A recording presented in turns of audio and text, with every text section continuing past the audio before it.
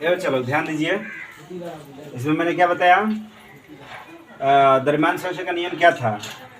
द्रव्यमान संरक्षण का जो नियम था कि रासायनिक अभिक्रिया में जो भी पदार्थ भाग लेते हैं न तो उत्पन्न होते हैं और न ही उसे नष्ट किया जा सकता है। और दूसरा नियम क्या था इसमें कि इस अभिक्रिया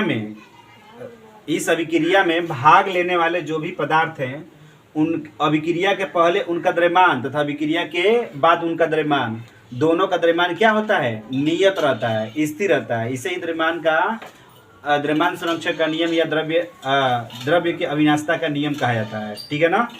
तो इसकी पुष्टि भी हो सका। यहाँ द्रव्य के मतलब अभिक्रिया के पूर्व भी मान लीजिए कि 44 ग्राम है और अभिक्रिया के बाद भी ये 44 ग्राम था।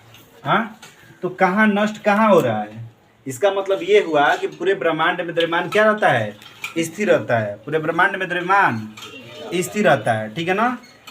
मतलब इस दुनिया में कुछ भी खत्म होने वाली चीज़ें नहीं होती हैं। जैसे कोई चीज़ है अपनी आकृति में तो है, लेकिन आप उसे जलाएंगे तो उसकी आकृति चेंज हो जाएगी, द्रव्य में, ऊर्जा में, गैस में परिवर्तित हो जाएगा, परंतु वह पूर्ण रूप से खत्म नहीं होगा, पूर्ण रूप से कभी खत्म नहीं होगा। यही क्या कहलाता है, द्रव्यमान संरक्षण का नियम कहलाता है। डाल्टन के नियम से एक और नियम की पुष्टि हुई जिसे हम लोग क्या कहते हैं, स्थिर अनुपात का नियम कहते हैं। ठीक है ना। स्थिर अनुपात का नियम क्या था बताया, स्थिर अनुपात का नियम यह बताया गया था कि कोई भी यौगिक जिसका निर्माण हो रहा है तत्वों के मिलने से, परमाणुओं के मिलने से, ठीक है ना, कोई भी यौगिक जिसका निर्माण हो रहा है तत्वों के मिलने से और उनके परमाणुओं के मिलने से, तो मिलने के पश्चात जिस यौगिक का निर्माण करते हैं उनका भारानुपात क्या है, सदैव नियत रहता है। भारानुपात जो होता है, मतलब उनके भारानुपात का मतलब द्रव्यमान का अनुपात क्या होता है, वो नियत रहता है, चाहे उसे किसी भी विधि से बनाया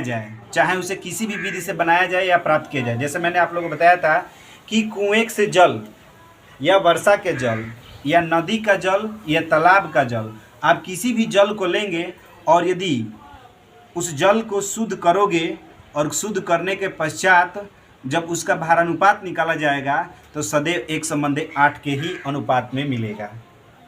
आप जल को कहीं भी लेकर चले जाएंगे या कहीं से भी प्राप्त करेंगे तो उनका अनुपात क्या रहेगा, एकदम नियत रहेगा। ठीक है ना।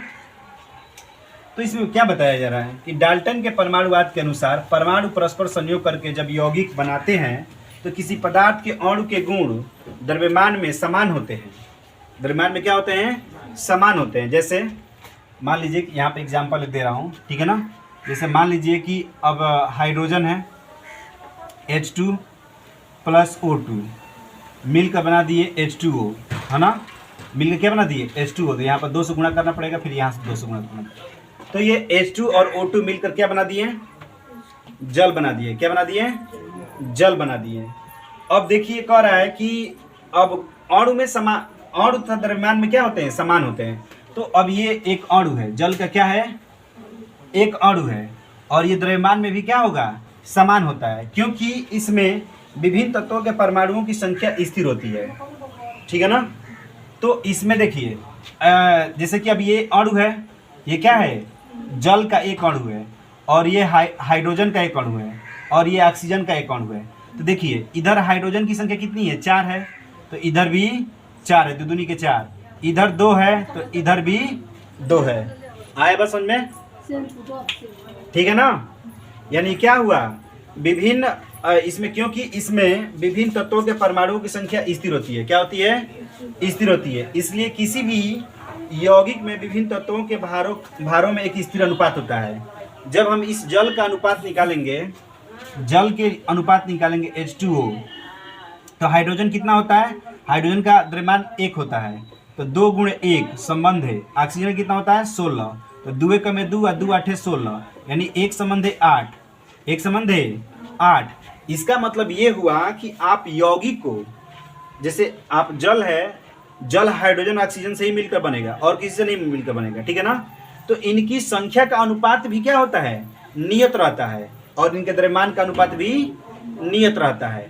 आप चाहे इसे किसी भी विधि से क्या करें, बनाएं, प्राप्त करें, चाहे वो कुआं के जल हो या नदी का जल हो, वर्षा का जल हो, तालाब का जल हो, सब जल क्या होते हैं, सभी जलों का अनुपात 1:8 का ही होता है, ठीक है ना, 1:8 का ही होता है। अर्थात मतलब कि डाल्टन के परमाणुवाद के सिद्धांत के आधार पर दो नियमों की व्याख्या अच्छी तरह से की गई। पहला द्रव्यमान संरक्षण का नियम और दूसरा स्थिर अनुपात का नियम। डाल्टन किन किन नियमों की व्याख्या स्पष्ट रूप से नहीं कर सका? गैलुसाक का गैसीय आयतन संबंधी नियम को स्पष्ट रूप से व्याख्या नहीं कर सका। इसके लिए कौन व्याख्या किया? बर्जिलियस ने किया और अवगाद्रो ने किया, ठीक है ना, स्पष्ट रूप से व्याख्या। लेकिन द्रव्यमान संरक्षण का नियम कहाँ जाकर विफल हो जाता है? द्रव्यमान संरक्षण का नियम कहाँ जाकर विफल हो जाता है? मैंने बताया था ना, नाभिकीय संलयन और नाभिकीय विखंडन कहाँ जाकर विफल हो जाता है? नाभिकीय संलयन और नाभिकीय विखंडन। कैसे? क्योंकि लेवासियों ने बताया था कि इसमें न तो कोई नया पदार्थ उत्पन्न होता है, न ही नष्ट होता है। बात समझ में आ रहा है ना? तो इसमें मैंने बताया था कि 1H2 ठीक है ना, ध्यान दीजिए, 1H2 सूर्य में क्या होता है? दो ड्यूटेरियम मिलकर एक हीलियम का नाभिक बनाते हैं। दो ड्यूटेरियम मिलकर क्या करते हैं? एक हीलियम का नाभिक बनाते हैं। 2He4 प्लस ऊर्जा, ठीक है ना, 2He4 प्लस ऊर्जा, ठीक है ना, और तब जाकर वो ऊर्जा हमारे पास आता है अधिक मात्रा में। आए बात समझ में ना? तो यहाँ पर क्या हुआ? यहाँ पर दो हाइड्रोजन का अस्तित्व खत्म हो गया और खत्म होकर एक नए पदार्थ का निर्माण हुआ जिसको हम लोग क्या कहते हैं? हीलियम कहते हैं। तो यहाँ तो द्रव्यमान संरक्षण का नियम क्या होता है? विफल हो जाता है। अगर तुमसे कोई पूछे कि द्रव्यमान संरक्षण का नियम कहाँ विफल हो जाता है, तो तुम बताओगे कि नाभिकीय संलयन और नाभिकीय विखंडन में, ठीक है ना। यहाँ पर एक नए पदार्थ का निर्माण होता है और नाभिकीय विखंडन में भी यही होता है। एक भारी नाभिक जो होता है दो नाभिक में टूट जाता है। एक भारी नाभिक क्या होता है? दो भारी नाभिक में टूट जाता है और दो अलग अलग नए तत्वों का निर्माण करता है। आए बात समझ में ना? तो उसमें नाभिकीय विखंडन में एक नाभिक दो अलग अलग भागों में टूटता है। नाभिकीय संलयन में दो हल्के नाभिक मिलकर एक भारी नाभिक का निर्माण करते हैं। आए बात समझ में ना? हाँ, और यहाँ पर जाकर क्या होता है? ये द्रव्यमान संरक्षण का नियम विफल हो जाता है। आए बात समझ में ना? इस तरह से डाल्टन के परमाणुवाद का सिद्धांत जो होता है दो सिद्धांतों का स्पष्टीकरण बहुत अच्छी तरह से देता है और बाकी सभी नियमों का क्या होता है? उतना अच्छी तरह से स्पष्टीकरण नहीं दे पाता है। लेकिन कक्षा 9th के लिए बस इतना ही है। आगे 11th में 12th में चलेंगे हम लोग, तो 11th में हम लोग आगे पढ़ने को मिलेगा। कम से कम 7, 8, 9 मतलब डाल्टन ने अपना नियम दिया था, इसमें हम लोग 5 पढ़े हैं, उसमें स्पष्टीकरण भी और भी 1-2 बढ़ जाएगा, ठीक है ना। तो बस आज के लिए इतना ही, दैट्स ऑल, ठीक है। नोट कर लीजिए इस चीज़ को।